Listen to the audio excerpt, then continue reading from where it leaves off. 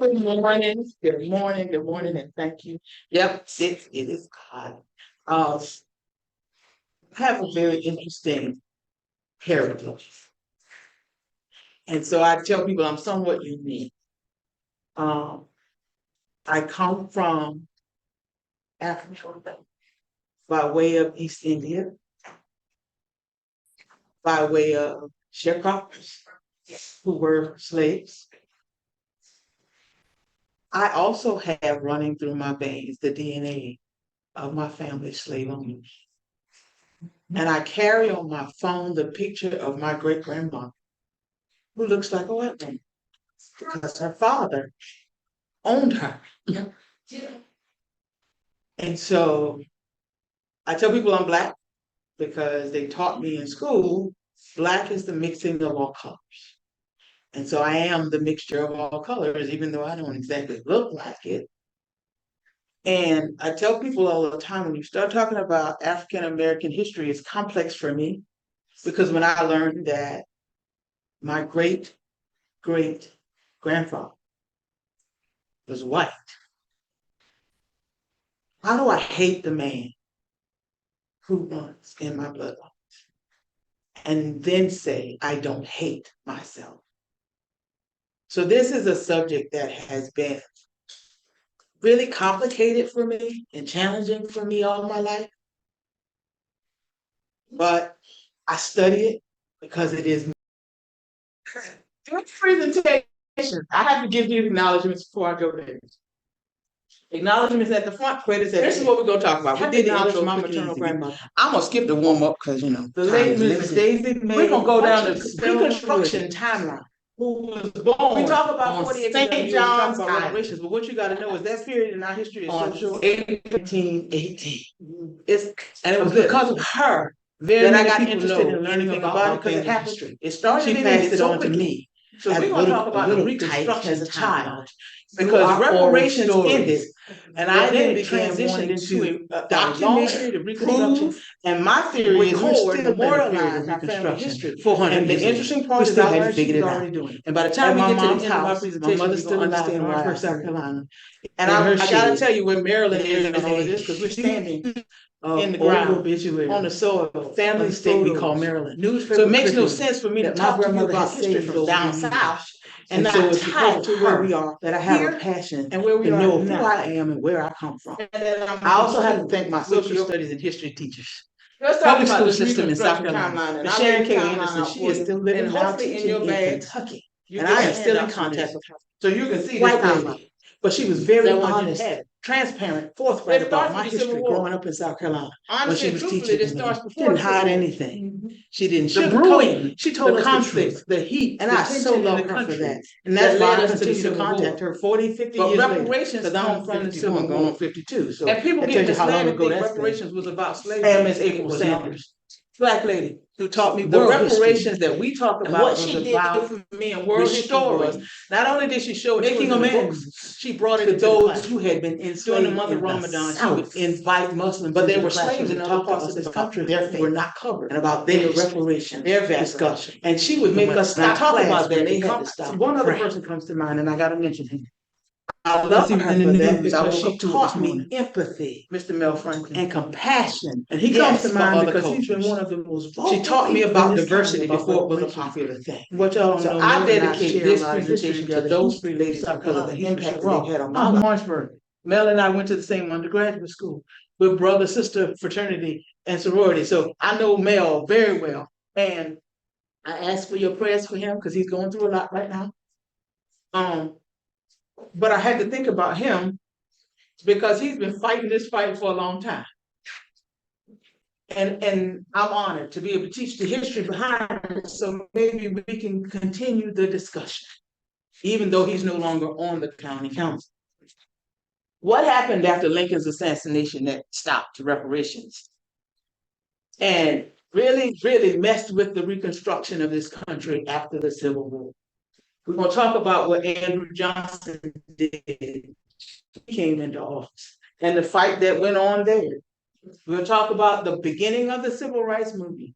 Y'all got to know it wasn't in the 60s. Civil rights started in the 1800s. So I'm gonna tell you about the start of the civil rights movement. And we're gonna talk about the 13th, 14th, and the 15th Amendment. We call them the Civil War amendments. But I put the 13th Amendment up here with the Civil War because it happened in the middle of the fight. The 14th, next slide, Terry, and the 15th Amendments came afterwards because of what was happening during what we call Reconstruction. All the nasty, crazy stuff that happened after they told us we had to get the land back. And 1877, when many people thought it ended it all, it didn't. It was just the beginning because we're still in the fight.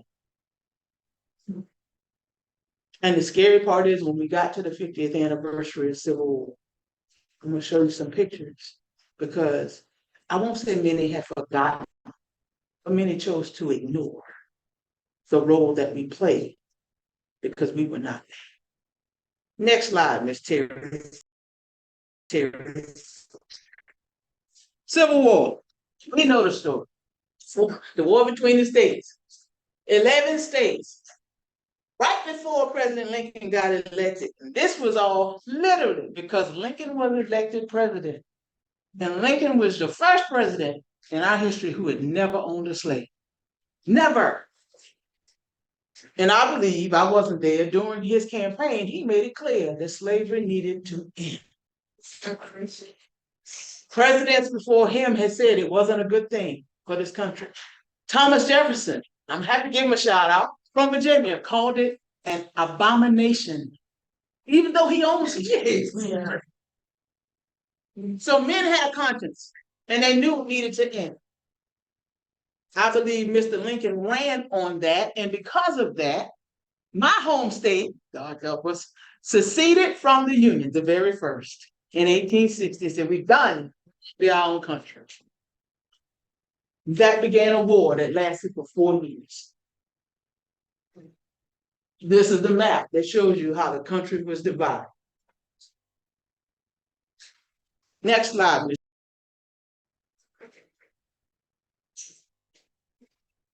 Then Mr. Lincoln said, I tell you what, y'all don't want to be a part of this country? I got something for you.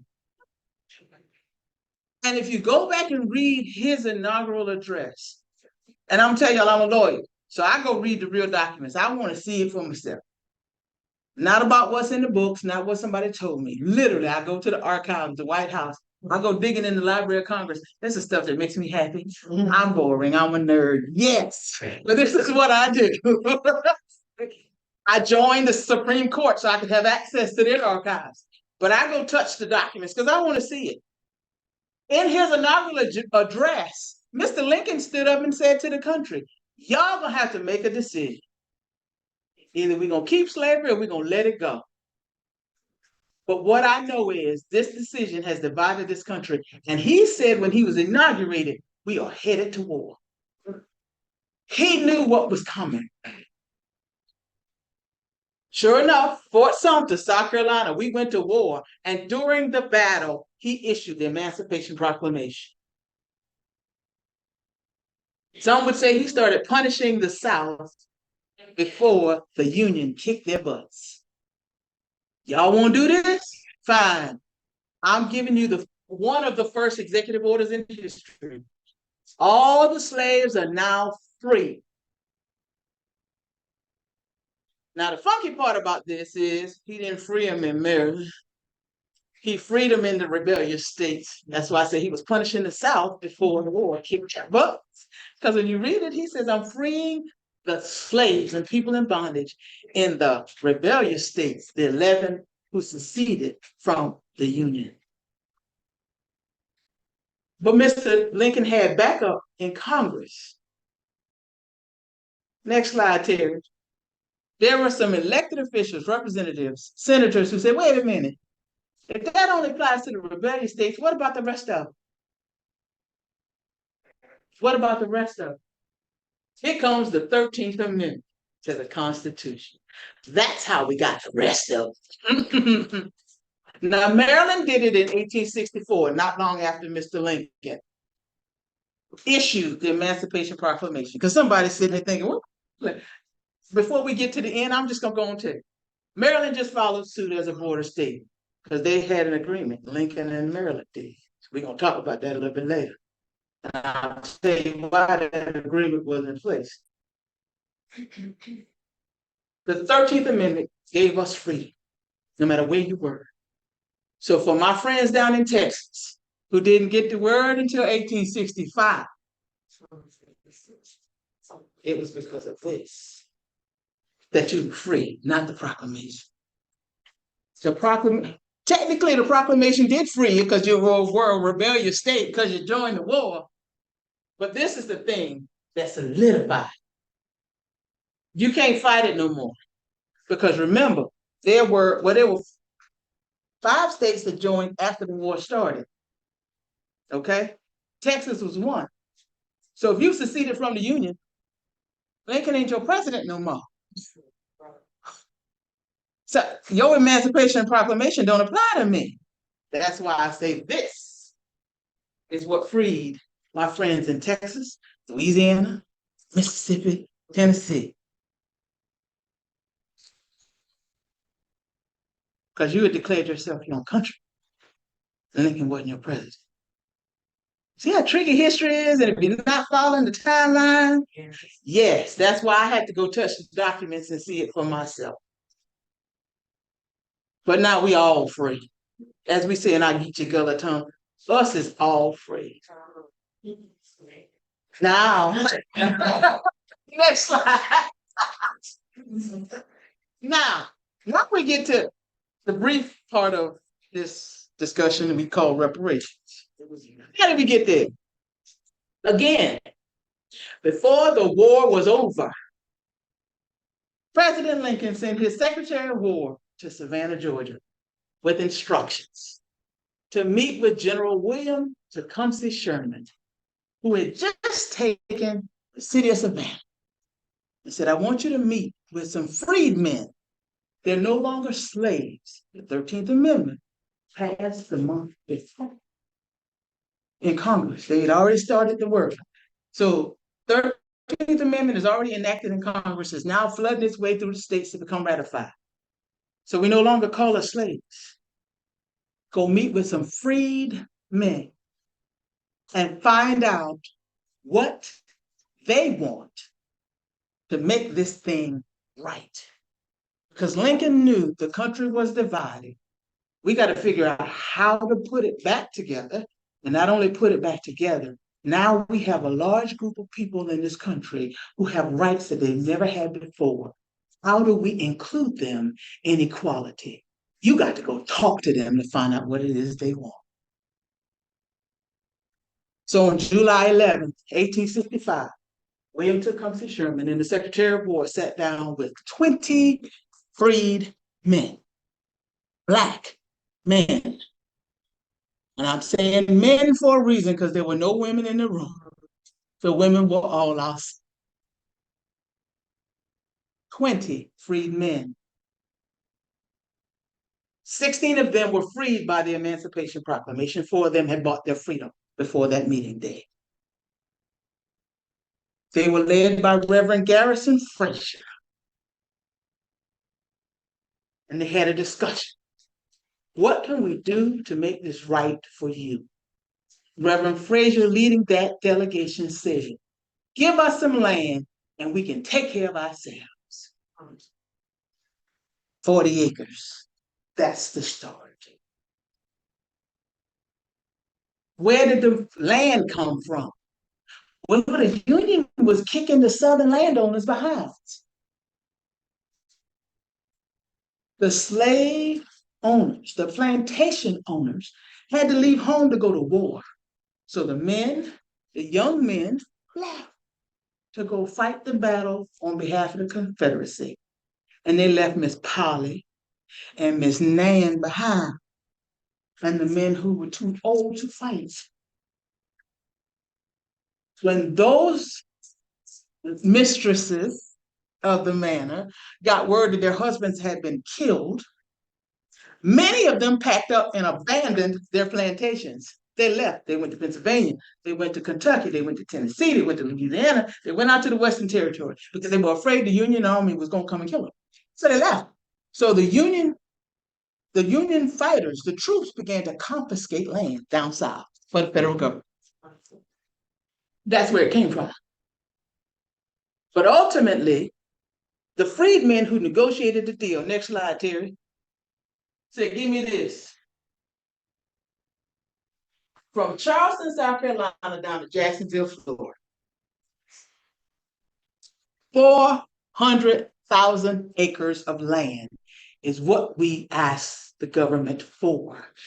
That's what was given to us in Special Field Order number 15. Those were the reparations. And as the word went out, General Sherman signed the order. Lincoln didn't sign it. Signed it because he was leading the war down there. He had taken the land. He signed the order. And as the word got out amongst the freedmen, they all moved to the barrier islands. Because this is what that land looks like up close. Oh, wow. This is where my grandmother was born in 1918. This is my native land. That's where I was born, if you ask me. Now, now we get to the brief part of this discussion we call reparations. How did we get there? Again, before the war was over, President Lincoln sent his Secretary of War to Savannah, Georgia, with instructions to meet with General William Tecumseh Sherman, who had just taken the city of Savannah. He said, I want you to meet with some freedmen. They're no longer slaves. The 13th Amendment passed the month before in Congress. They had already started the work. So 13th Amendment is already enacted in Congress, is now flooding its way through the states to become ratified. So we no longer call us slaves. Go meet with some freed men and find out what they want to make this thing right. Because Lincoln knew the country was divided. We got to figure out how to put it back together, and not only put it back together, now we have a large group of people in this country who have rights that they've never had before. How do we include them in equality? You got to go talk to them to find out what it is they want.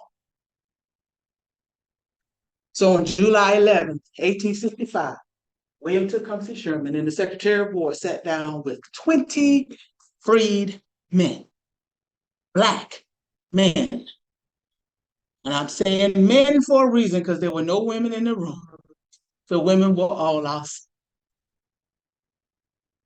20 freed men.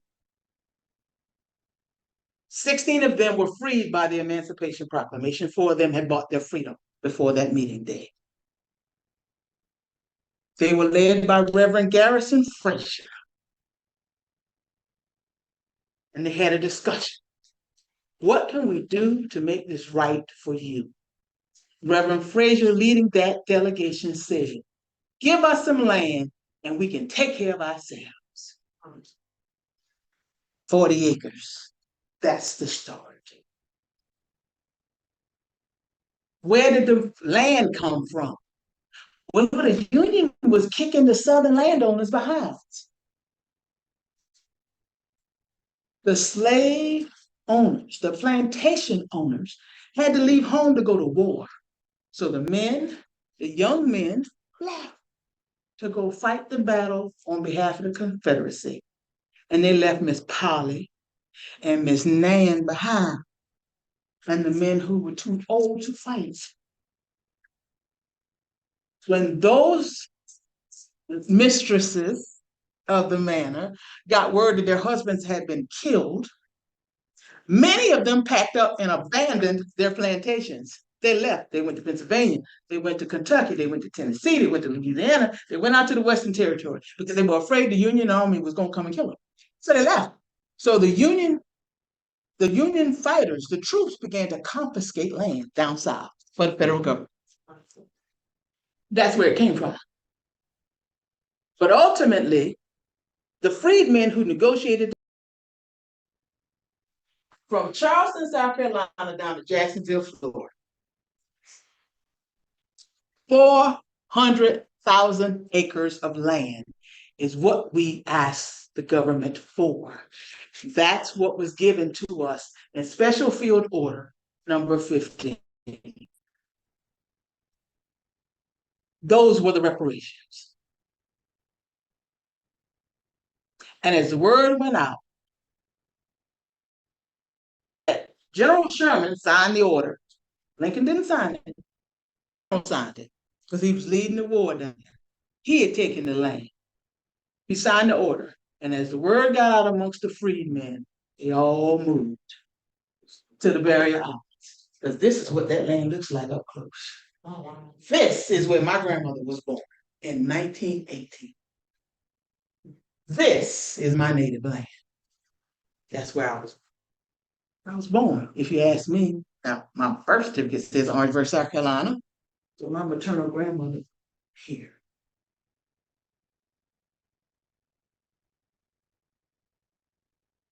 January, I think it's 15th or 16th, 1865, the order was officially issued. Now, where did the mule come from? Because that ain't in the document. General Sherman said, you know what? Y'all just want land. You didn't ask us for money. You said, give me the land. We will figure it out. He said, you know what? We've been fighting this war and we got a bunch of mules back here in the army stock. Wow.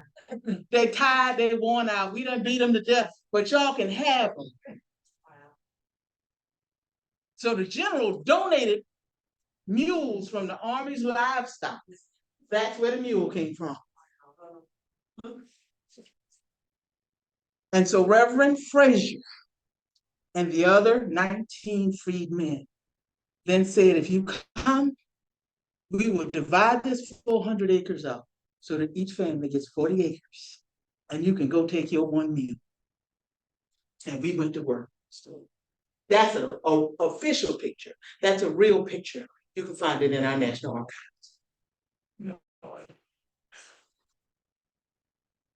And that's what a mule looked like because it ain't a horse. I had to give you the color picture. It's a mixture between. It's a mixture, yes. A donkey, yes, a donkey and a horse that cohabitated to create the mule. Yes, ma'am. They're your reparations. And this was only for those who had been enslaved in the rebellious states. Which is why I say it wasn't reparations for slavery. We have it misconstrued. This was reparations for that Civil War and what the plantation owners had done. Because down south, they were uncivilized. Y'all know the stories. They beat us. They killed us. They raped us. There were other states that had slaves, but they didn't treat their slaves near as bad as what you saw down south. Because they couldn't. In all honesty, if you look at the climate differences between the mid-Atlantic states and the southern states, you don't have as long to work in the field in Maryland as you do in South Carolina. Some of this is natural. It's science. It's physics. It is what it is. But they were brutal to us in the South. So the reparations were for the war itself. So what happens? Civil War ends on April 9th. A couple of days later, Mr. Lincoln stands up and gives an address to the country. It says, now that the war is over, the southern states have given up. They have surrendered. We have to rebuild this nation. His word was Reconstruction. Again, you can go to the archives. You can go to the White House. You can pull his speech, handwritten speech. He said the word Reconstruction. We've got to bring our 11 successors back into this union. And they have to understand freedmen now are equal and have rights under the U.S. Constitution. Well, there was people who didn't like what they was hearing. Yeah. And we know what happened to Mr. Lincoln after he said that speech, because April 14th, Ford's Theater, John Wilkes Booth said, ain't having it. Let me help my people down South. He assassinated Lincoln.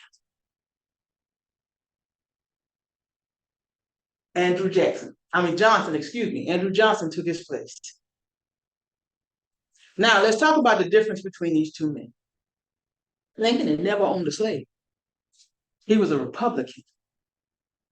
He didn't like slavery from all of the writings that he did, because I read his stuff. I would read his laws. I want to see what was in his mind, and he put it on paper. He didn't think it was right. He had conscience. He believed it should not have happened on this soil, and we had to get rid of it to correct it. This man, on the other hand, was a Democrat. He owned slaves. Didn't think it should change.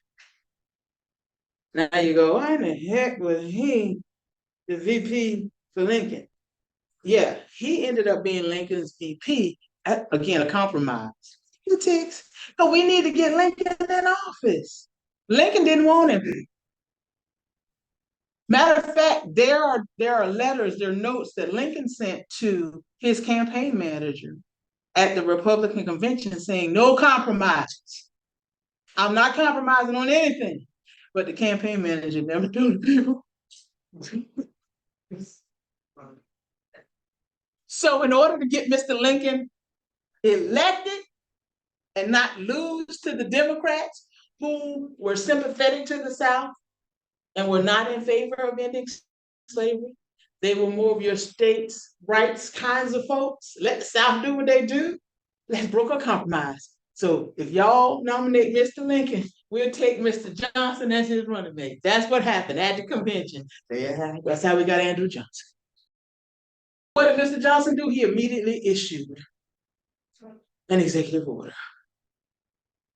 We are going to restore this union. I'm going to give blanket pardons to all them Confederates down south. It sounds familiar. We got to establish new governments in our rebel states, because we done gave these people their freedom, they got rights. So we got to figure out how we're going to operate with all these here new free slaves running around.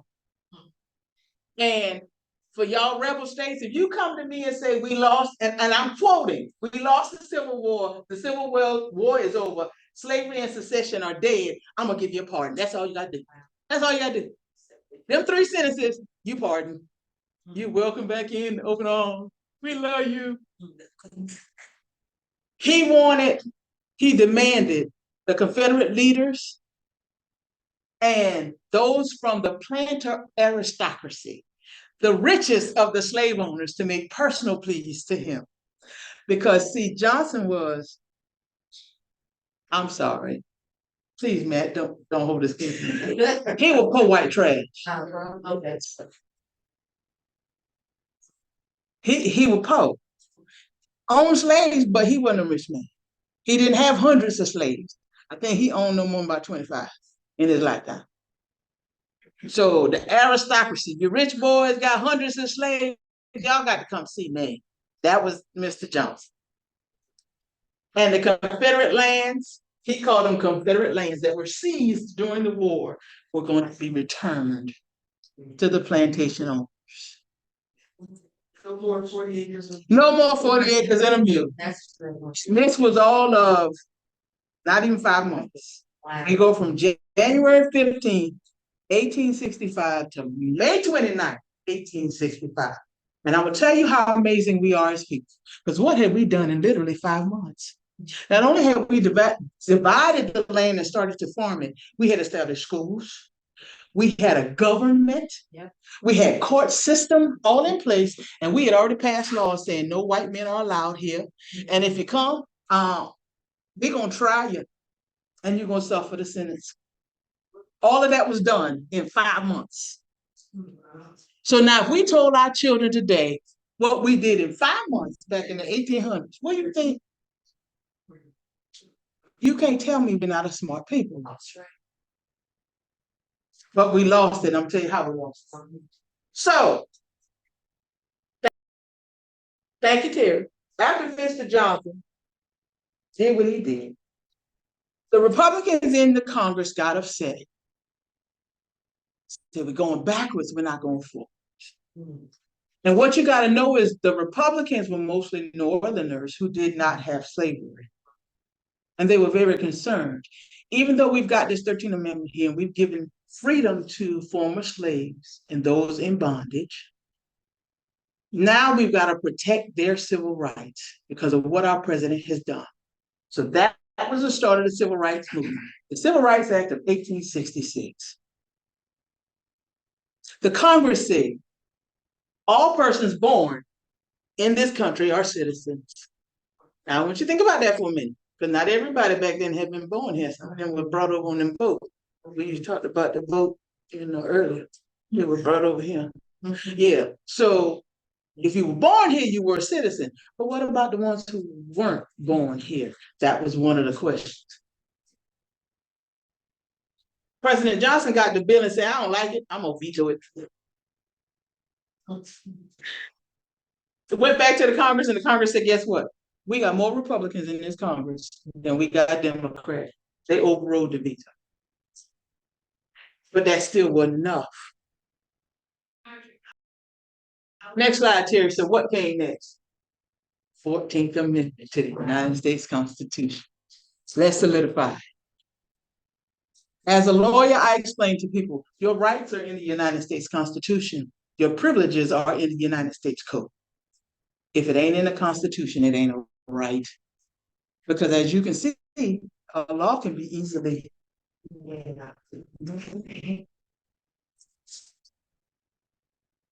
So the Republicans established the 14th Amendment. The 14th Amendment has 4 sections. It's crazy to read. It don't make a whole lot of sense. But what I will tell you is section 1 is the most important. All persons naturalized or born on these shores are citizens, equal. And those rights can never be abridged. Equal protection under the law was right here. Right here. Passed in Congress in 1866, ratified in 1868. This is what now establishes not just our freedom, but our true equality in this country. And there was a process established for those slaves who were not born here to become naturalized citizens. And that process has been tweaked over the years, but it's still in place. And not only is it for slaves, it now is extended to any immigrant who wants to come here. So now you're learning more about the history of this country and how we've shaped it from slavery and the fact that we were brought here against our will. Next, the radical Republicans, Reconstruction. That's what they call the Republicans in the Congress who didn't agree with President Johnson. Radical Republicans, y'all ain't working with it. They were trying to correct President Johnson's executive repeal of reparations. All the other stuff he was doing to roll back what the Civil War, to some extent, started to accomplish. Everything that President Lincoln had planned to do stopped when he died. So the Republicans in the Congress, in the midterm elections in 1866, did a referendum basically on President Johnson's Reconstruction plan. Lincoln just called it Reconstruction. Johnson came in and says it's presidential Reconstruction. The Republicans said, no, so now it's the radical Republicans Reconstruction. So Republicans took over 3/4 of the seats in the Congress. The former Confederate states, they said, we ain't done with you because you ain't hearing me. You don't want to abide by the rules. So we're going to divide y'all into 5 military districts. We're going to send in federal troops to make sure you follow the law. New governments were created by those federal troops. In comes the Freedmen's Bureau. Yes.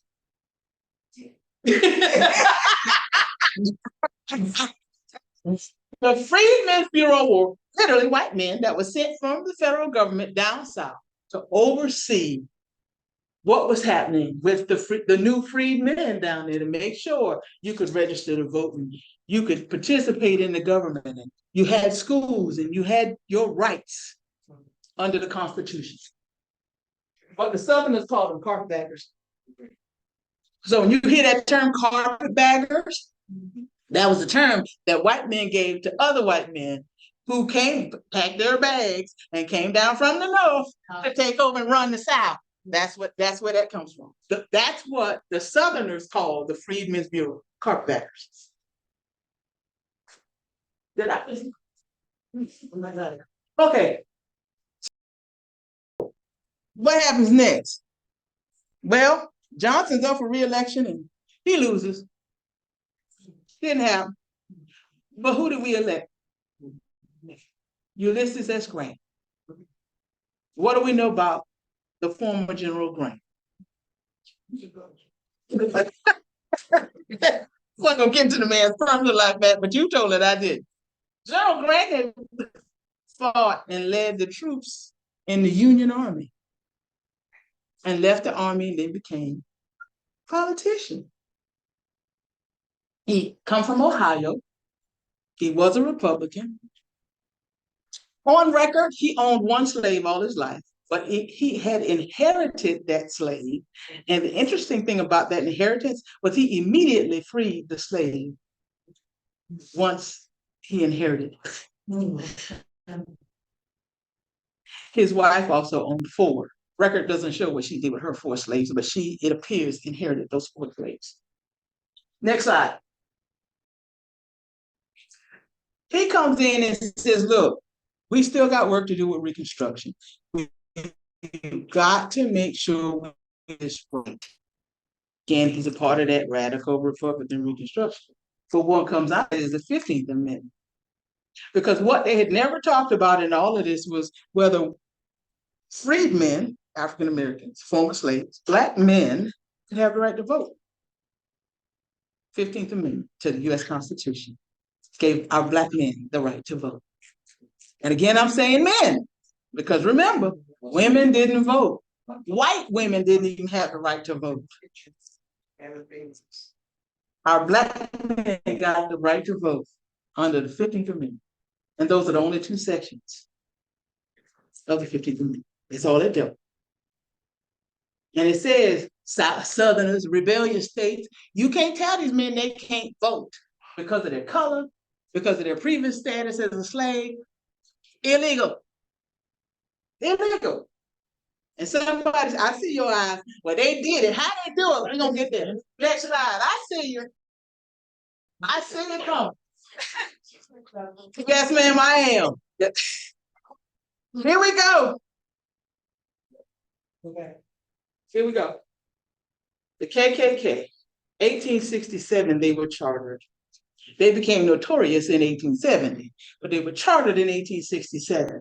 And even though our southern states knew there was a US Constitution, now you know they didn't ratify, they wouldn't have it. They started creating these Black codes. They started intimidating our Black men, beating them as if they were still slaves, dragging them out in the middle of the streets, killing them in front of their wives and their children, instituting fear here. Now, these men, I put this picture on here for a reason. They were in Congress. They had left their southern homes to represent their people by election because of that 15th Amendment. They were in DC. So while they're in DC thinking they're doing good work, they don't know that back home, the KKK is wreaking havoc.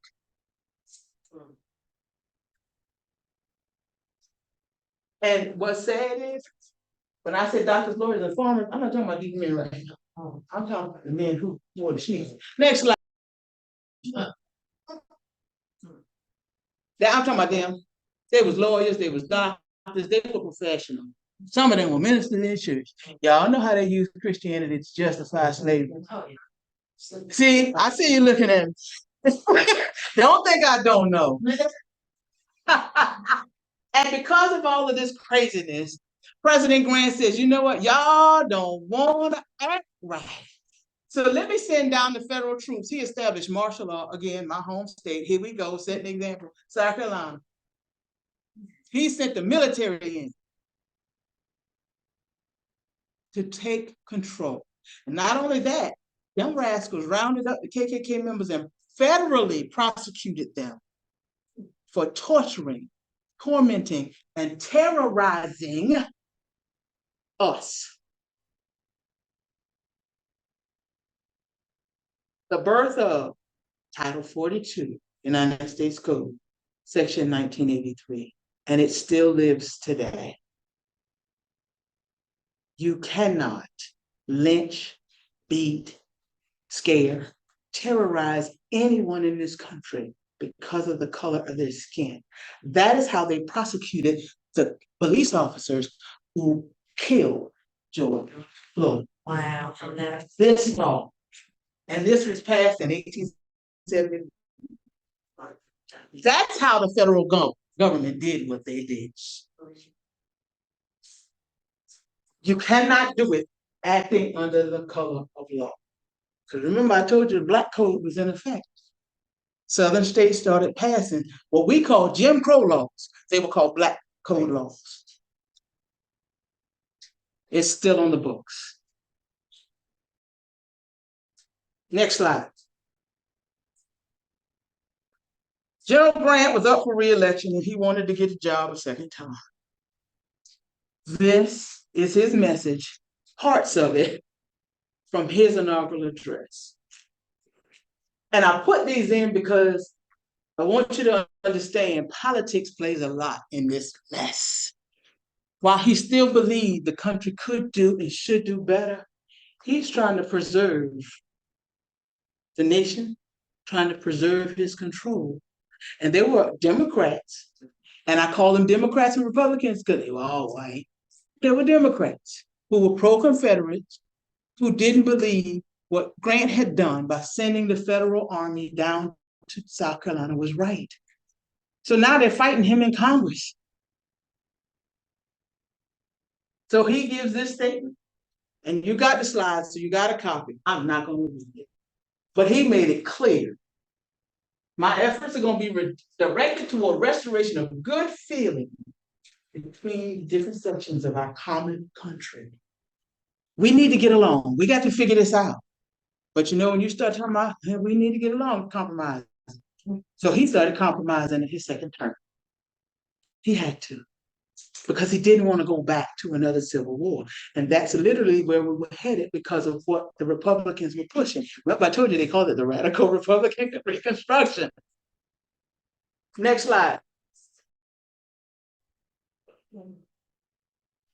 Then something crazy happens in 1873, not long after Grant gets elected. And literally this kills it all. English investors, when I say English, yes, I'm talking about Britain. British investors had been sending a lot of money to the US and investing in our economy. The northern part of the country was thriving with those investments, while the South was suffering.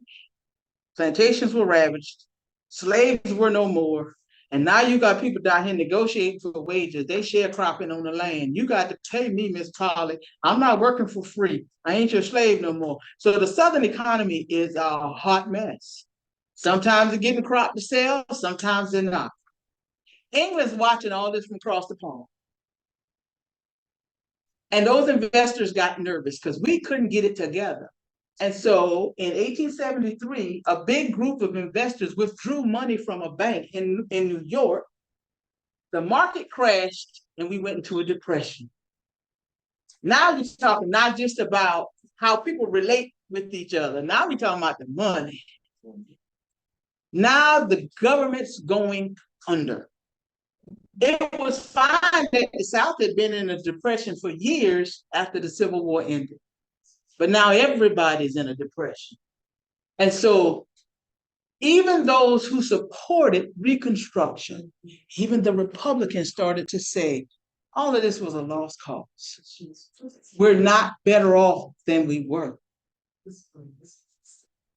And so what you now begin to see anti-Black sentiment shows up, not just in the South now, but now it's in the North. Because they didn't understand that the bank crashed because the money was taken out. They were blaming these Black folk want to be equal as the reason why the country's not doing well.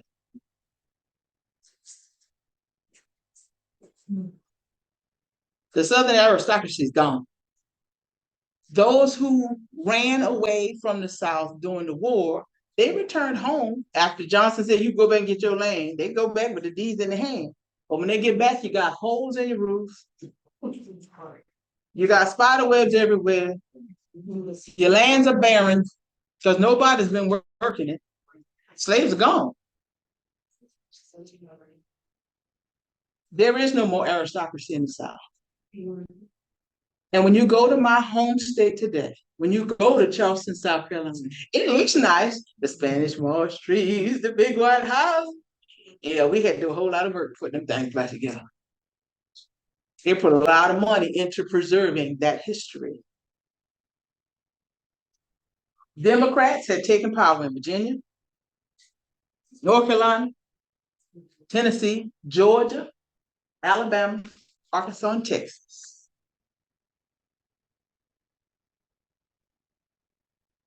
So then we had to come up with another civil rights bill. Yep, civil rights bill of 18. Everybody's broke. Southern states, y'all do what you do. Y'all got to fend for yourselves. Black folk, we love you. Y'all got to figure this thing out because I'm broke. Ain't got no money. I can't help. That's where the Northern Democrats, the Northern Republicans were. I can't help. Figure it out. I'm struggling to feed mine right now. So we ended up having to pass another civil rights bill that said, look, citizens are entitled to basic things. Because now they're starting to get the back of the bus down south. You can't go to our schools. You can't go to our churches. You can't use our bathroom. Black code. Remember? Black code. Can't use my water fountain. Well, the law passes, but the Supreme Court says unconstitutional. So the law is immediately repealed. That's unconstitutional. And I say immediately, it took them 8 years to get it there because that's just how long it takes to get a case to the Supreme Court when you sue at the state level. You can't do that. The 14th Amendment said the right to control the government space, but not what was owned by individuals. So if you're a private owner of a restaurant, you ain't got to let them sit at the table or come in your front door. If you own that bathroom, you ain't got to let them go in here. You own that hotel, you don't have to give them a room. Jim Crow. Jim Crow. All day long. And it lasted for years. For years. Long time. Till the 19, come on, mama, because you're looking at me. Thank you. 1964. There was no more constitutional amendments after this one. This is where we were left at Reconstruction. Fend for yourself. Figure it out. We're going to let the southern states figure it out. They caused this mess. They got to figure out how they can fix it. We done put three constitutional amendments in place that they have to follow. They didn't ratify them, but they still got to follow them. It's the law of the land. Figure it out. So that's why we live with Jim Crow as long as we did. Now we got another presidential election coming. Everybody broke. We're trying to get out of a depression. And literally, that's the agreement. Rutherford B. Hayes, Samuel Tilden, and this is going to sound familiar too. Those who forget their history are deemed to repeat it, and we repeated it. Samuel Tilden got the popular vote, the Democrats. Remember, the Democrats were pro-Confederates. Hayes, the Republican, didn't get the popular vote, but he won the electoral vote. And there was a big brouhaha. Who is really the president? These rascals did a compromise. And this is document. You can look it up in the archive. Hayes said, Hayes said, if you let me be your president, literally, I'm gonna let the southern states take care of their mess. It was, in essence, codified in this agreement. That's why I told you. That's why Jim Crow lived as long as he lived. Politics. We didn't see another similar situation with the presidential ballots until 2000. George W. Bush and Albert Gore. Then we had it again in 2016. Politics. The backroom deals that are made that the people don't know about. That was a backroom deal. 1913, 50th anniversary of the Civil War. And this is what I want you to think about. These are official pictures in our archives, in our history. Where the freedmen came from. Because there were slaves who ran away at the beginning of the war to join the Union Army. When the Emancipation Proclamation was issued and slaves were freed, many freed slaves joined the Union Army to fight. There were a handful of former slaves who stayed with the Confederacy, but ain't not now one of them represented in this picture. And at that anniversary that was held at Gettysburg, it was a formal gathering. There were Union troops and Confederate troops. Right here, not near one. Not gonna get your tongue, not near one. Look like me. At that point in time, the country said, we're moving on. And I wonder how many of them even noticed that there were none of us in the room. We're moving on. What about Maryland and all of this? Where does our home state stand? What did they do? Maryland was a border state, but it was pro-Confederate. Maryland had slaves. Maryland had plantations. If y'all don't know, Harriet Tubman was born on the Eastern Shore in Dorchester County. When she freed the slaves, she wasn't freeing slaves from South Carolina. She was freeing slaves from right Maryland. Harriet actually didn't get to South Carolina until the Civil War, when she went down to help the Union Army. And it was the Southern African American members who were fighting, who labeled her the Moses of our people. Because for the first time during the Civil War, we learned of Harriet and her story. We were happy to see her, because she hadn't gotten it before. See how they mess your history up in school? Yeah, just know that the Underground Railroad didn't go through North Carolina, Virginia, South Carolina, Georgia. There wasn't no Underground Railroad down there. Didn't get that far. Pro-Confederate state, but Lincoln negotiated a deal with the state of Maryland. I need you to stay neutral. Why? Because where is Washington? It's square right here. I need you to protect me. Because I can see them coming from the south, but if they circle around and hit me from the north, I'm done. So he needed all these states to toe the line. That's all they did. They toed the line during the Civil War. That was negotiated by Lincoln. Maryland abolished slavery, I told you, November 1st, 1864, which was before the 13th Amendment. Again, part of the deal the president struck with the slave. They didn't ratify the 14th Amendment, though, until 1959, and they rejected the 15th Amendment until 1973. That's where Maryland is in all of this. Now, your first African-American elected to the Maryland Assembly back then, it wasn't a General Assembly, just one house, was Matthias de Souza. Matthias is an interesting man because he technically came over as an indentured servant. He was part Portuguese, and he had, I forget his Black heritage. He was darker colored, but because of his Portuguese lineage, he was high yellow. And some books, they don't even acknowledge him, but he was your first African-American to serve in the Maryland legislature in 1641. Your first African American elected to the Maryland Senate was Harry Cole in 1954. Your first African American elected to Congress, meaning sent to Capitol Hill, didn't come until 1971 when Mr. Perrin James Mitchell was elected. Oh, yes, ma'am, from Baltimore. That's where Maryland stood in all this mess. Maryland never had a black code because of the agreement made with President Lincoln. They honored that. But that doesn't mean Maryland gave you the best of everything they had to give, because there it is.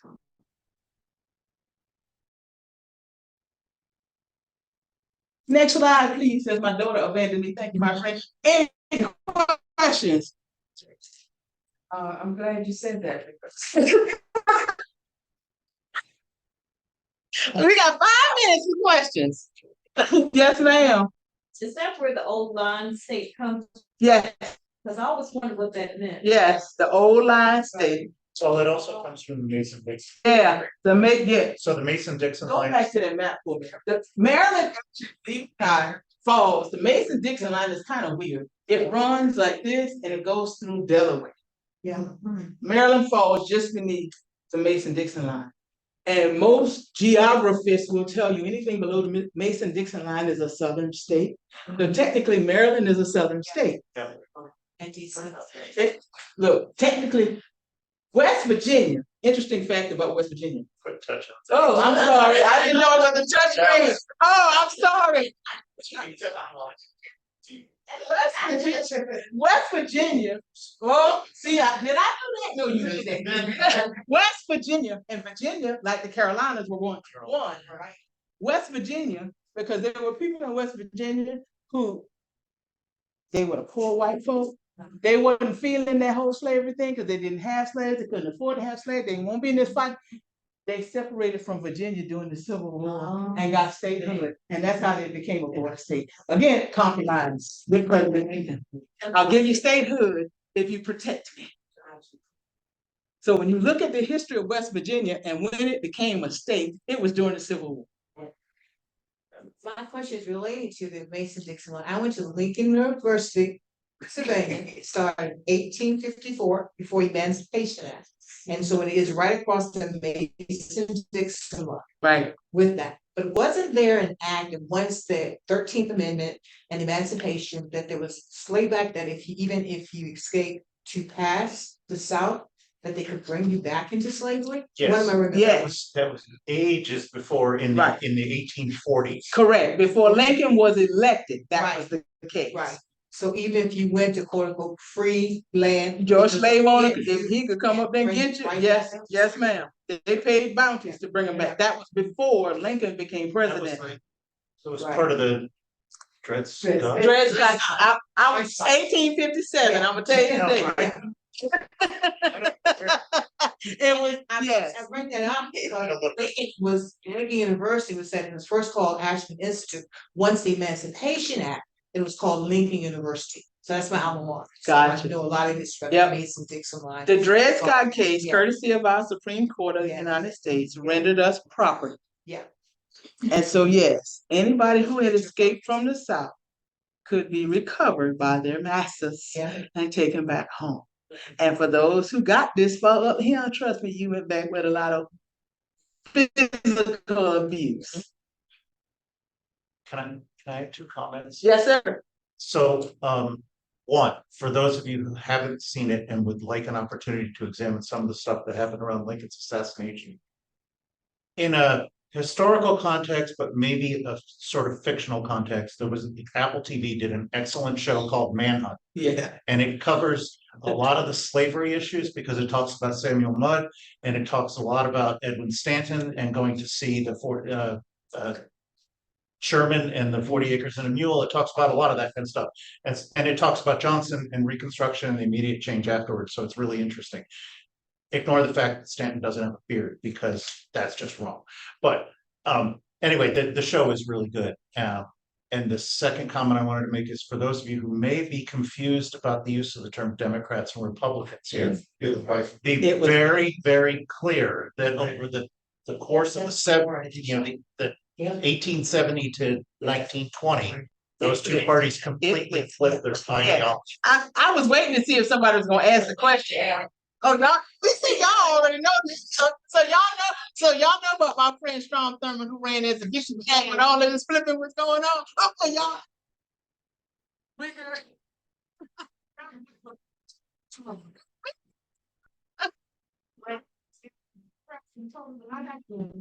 I think, yes, that's two-party system is a hot mess. And I would tell you, I still have elders at home and I love them dearly who vote Republican no matter what. They don't care about the MAGA world and how crazy Trump is. They just remember this history. This history. They're Lincoln Republicans and they refuse to give it up. So you got Lincoln Republicans, you have the Dixiecrats, and then you have Reagan Republicans, and now you've got MAGA Republicans. So hey, it is what it is. It is. Ray Lincoln wasn't elected by the two-party system; he was a third-party candidate.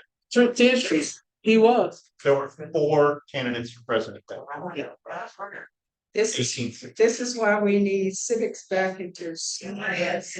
We need to educate our kids history so they understand that you vote in basically on issues and make sure you get up right. And we can't vote for a party. Right. Yep. You had your hand up, man. Yes. Practices. I would love to take on it, and maybe you can even fact check and say, like, and I love, like you said, you go for first for I forgot what you call like original resources. Mhm. People said so. Like, a viewpoint or something where Lincoln said, if I could keep slavery and keep the Union together, I would. Meaning, if I could continue slavery without the South growing too powerful. Yes. So is that it's in the Emancipation Proclamation. Oh, okay. What he says is, and when I first read it, it's a bunch of freaking double talk to me. Yeah, and that's what you said. And I hate it. Slavery, I'm thinking. But what he's saying is, I understand that slavery is the basis for the Southern economy. And without it, you can't survive. Right. Because the northern part, the Union literally went with the Industrial Revolution that came from England. I get it. But right now, the issue of how we're treating human beings is dividing our country. And there's no way I can say you can stay as you are. So not the. That's my paraphrasing. Boom, paying for someone once and getting the free labor, so now you're getting more money. Right. So I was thinking it was economics that the South was growing powerful compared to the North. The problem is Congress and representation. Now this is the deal. No, there was no representation. Slaves had outnumbered the white people down south. Yeah. Okay. So that was not the power he was talking about. He's talking about money. Right. Money. Money. Mm-hmm. Where I come from, they say money talks. BF walks. Yeah. It was about the money. And so the more slaves you get, Right. the wealthier you are. Yes. The more money you got, the more influence you got.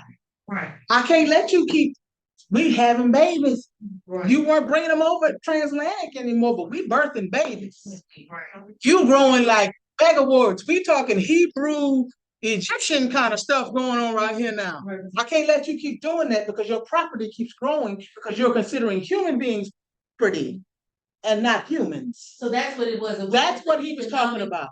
That was yes. South, it was a vote. No. Okay. That's what he was talking about. Point blank and period. And literally, after researching the history, I literally went back, sat down, and read that Emancipation Proclamation and went, now it makes sense. Because without the context, Right. The Emancipation Proclamation irritated me to no end. I was hating Abraham Lincoln something bad. Right. This double speak, what are you talking about? Right. But as a politician, as a president of this nation, he's trying to say, I acknowledge where you are. I understand what's going on here. But you got to understand, I can't let it be. I can't let this stay. Let's give her a round of applause.